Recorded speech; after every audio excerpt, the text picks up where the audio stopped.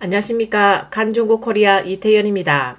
그동안 각국이 전염병 통제를 위해 방역 조치를 취하면서 전 세계가 대봉쇄 상태에 들어갔습니다. 이에 따른 경제활동 붕괴 규모와 속도가 금융위기로 이어지는 것 아니냐는 우려가 나오고 있습니다. 지난해 10월 인도의 신동 아난드는 2022년은 기상이변이 많은 달의 해가 될 것이라고 예언했습니다. 그는 또한 다음 재앙은 2022년 3월과 4월 사이에 도래할 것이라고 말했습니다. 화성과 토성의 합상이 이 시기에 나타납니다. 화토 결합의 영향은 매우 광범위하고 경제와 주식 시장은 격동될 가능성이 있습니다. 아난드는 2021년 12월 10일 이후부터 글로벌 위기가 계속 확대될 것이라고 지적했습니다. 심각한 전염병, 경제난, 이상기후, 기근, 전력난 등 세계가 직면하게 될 7대 위기가 동시에 발생하는 난국이 전 세계를 강타할 것이라고 예언했습니다. 아난드는 음력은 가장 높은 법이며 대지의 어머니 경고에 주의를 기울여야 한다. 대자연의 반격을 받을 수 있으니 자원을 소중히 여기는 것이 중요하다라고 말했습니다. 그러나 인도의 천재 아난드도 빗나간 예언이 있다는 점에서 모두가 현명하게 다루어야 합니다. 세계 최고 부자 앨런 머스크도 미래 경제 위기가 발생할 가능성을 예언하며 외부에 이목을 끌었습니다. 최근 한 네티즌이 머스크에게 5년 내에 936개의 유니콘 기업의 미래 동향을 논하자 머스크는 역사적으로 볼 때 다음 금융위기에서 살아남는 기업은 거의 없다라고 답했습니다. 그 후 머스크에게 다음 금융위기가 언제 발생할 것인가를 묻는 사람도 있었습니다. 이에 머스크는 2022년 봄과 여름에 일어날 수 있고 늦어도 2023년을 넘지 않을 것이라고 말했습니다. 놀랍게도 머스크의 예언과 아난드의 예언이 일치하는 시점은 2022년 상반기였습니다.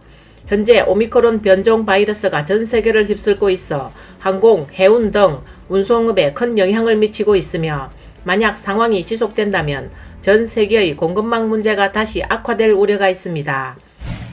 다음 뉴스입니다.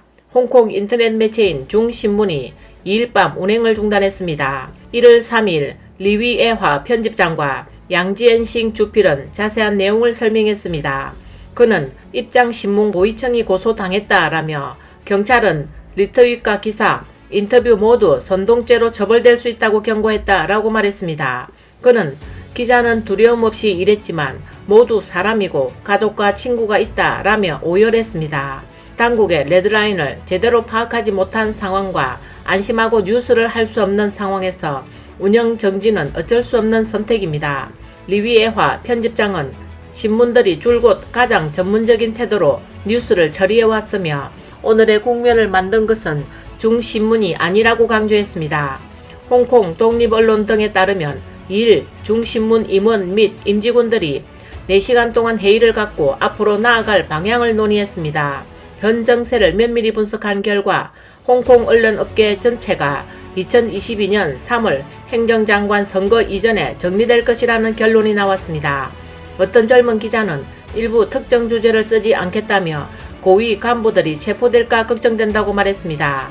자료에 따르면 중신문은 2017년 1월 베테랑 저널리스트 리위애하와 류진투 편집장, 강국원 집행편집장, 그리고 전 홍콩 기자협회 회장 맥예틴과 첸 이랜드를 포함한 10명의 직원 및 언론인에 의해 설립됐습니다. 운영 중지 발표에 중신문은 자원이 극도로 부족한 상황에서 한 걸음 한 걸음 내디뎌 그것이 천천히 작은 길이 되고 인원이 10명에서 수십 명으로 성장했습니다. 특종 뉴스, 인물 인터뷰, 조사 보도, 심도 있는 평론, 중국 뉴스 등 비록 인력이 제한되어 뉴스가 충분하지 않고 빠르지 않더라도 모든 뉴스는 적은 인원으로 고참 언론이든 젊은 직원이든 모두 한마음으로 신문기사의 진실을 구하고 통찰력을 구하려고 노력해왔습니다. 국가보안법 시행 후 홍콩 자유공간이 급격히 축소되어 진상을 보도하는 독립언론은 베이징 당국에 의해 정치 공작이라는 비판을 받았습니다. 빙과일보와 입장신문이 잇따라 운행을 중단하면서 10여 명의 홍콩 유력 언론인이 체포되고 심지어 모든 언론업계가 정리될 것이라고 여기는 사람도 있습니다. 리위애화 편집장은 중국팀과 홍콩의 이날 두 프로그램이 3일 밤 시청자들에게 작별 인사를 했다라고 말했습니다. 그러면서 중신문 사이트는 자정 이후에는 업데이트를 하지 않을 예정이라며 사이트 폐쇄 시기는 아직 논의해야 한다라고 말했습니다. 그리고 현재 40여 명의 직원이 일하고 있는데 노동법에 따라 직원을 해고할 예정이라고 말했습니다. 중신문이 입장신문처럼 선동 출판물 혐의로 고소당할까 우려하는지의 질문에 양지엔싱은 이 가능성을 배제하지 않고 있다라며 지난 몇 년 동안 뉴스의 기사와 보도가 전문적인 뉴스 기준을 기반으로 했지만 지금은 상상을 초월하는 상황이다 라고 말했습니다. 그는 언론은 위험에 노출돼 있어 결국 고소될지 안 될지는 완전히 파악할 수 없는 상황이라고 말했습니다. 그는 언론이 권력자를 두려워하지 않고 정부를 비판하는 것도 두렵지 않지만 그것이 곧 기본적 자유를 희생해야 된다는 뜻은 아니다 라고 말했습니다. 그러면서 이것은 확실한 문제이며 모든 언론인들이 이 상황을 겪기를 바라지 않는다고 한탄했습니다. 리위에화 교수는 중신문은 항상 가장 전문적인 태도로 뉴스를 해왔다며 바뀐 것은 우리가 아니라 외부 환경이다 라고 덧붙였습니다.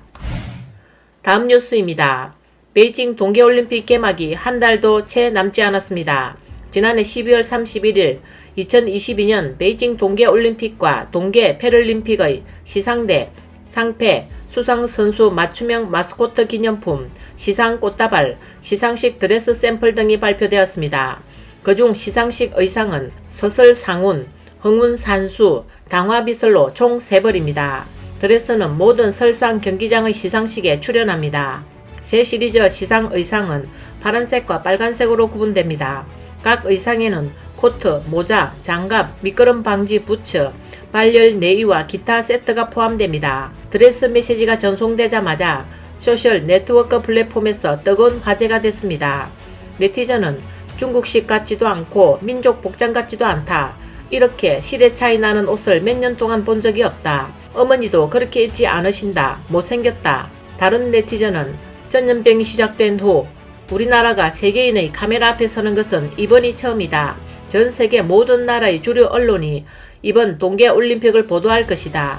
의상 디자인을 정말 신중하게 디자인해야 한다. 이 문제의 심각성을 인식해주기 바란다. 또 다른 네티즌은 여기 온 웰컴 레이디는 90년대 어느 백화점에서 왔나? 이런 옛날 복장의 디자인으로 중국인을 대표하지 말라. 우리가 창피하다. 정말이지 북한 평양에서 올림픽을 개최하는 줄 알았다. 라는 등 많은 중국 네티즌들이 불만을 토로했습니다. 오늘 뉴스는 여기까지입니다. 구독과 좋아요는 격려입니다. 공유는 나눔의 시작입니다. 시청해주셔서 감사합니다.